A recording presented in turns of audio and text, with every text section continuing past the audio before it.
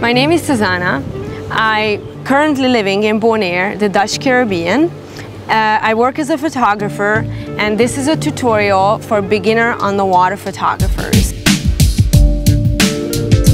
I would like to give you some tips and advices on how to use point-and-shoot cameras, something like this, or maybe later on give some advices on bigger cameras to upgrade to DSLR on-the-water photography. Welcome to my office.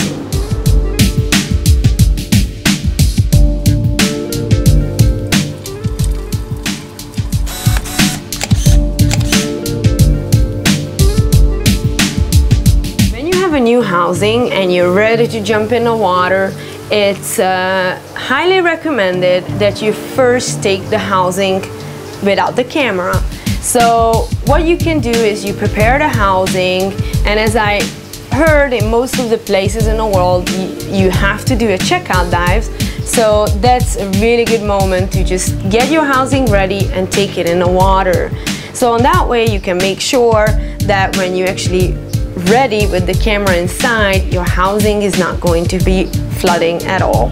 When you don't have time to take your camera housing in the water on your first dive, or you're just so excited to jump in as fast as possible with the camera inside, then what you can do, you again prepare your housing without the camera. You have a bucket of fresh water and you do a bubble check there. So what I would like you to do is to have a bucket of fresh water and place your camera housing inside. As you can see, it floats. So what you can do is to put something heavy on it. Well, you can attach it to your lanyard, and that will keep it on the bottom. Now, what you can do is to just leave it there overnight, and then you will see if it's dry inside in the morning. Of course, if you find any kind of water inside, then this housing did not pass the test. If you have something aluminum, of course it's heavy enough to stay on the bottom.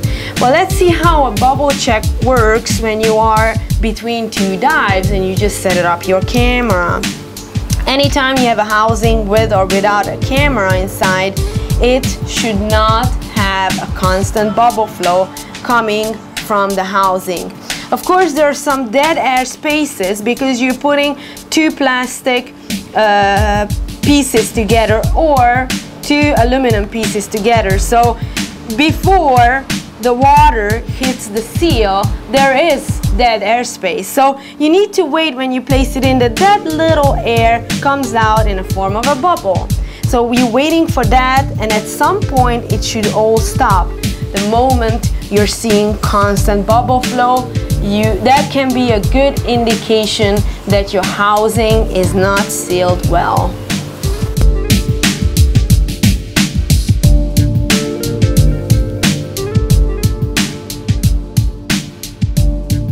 When I talked about dead air spaces, don't forget that whenever you press a button, that also has dead air space. So first a bubble comes out, but that bubble only comes out in the beginning, and after that, of course, it needs to stop. When you are between dives, you just came out of the water, you should rinse your camera thoroughly. So you put it in a bucket of fresh water and you press the button, so anything what might have gotten in that dead airspace is washed out.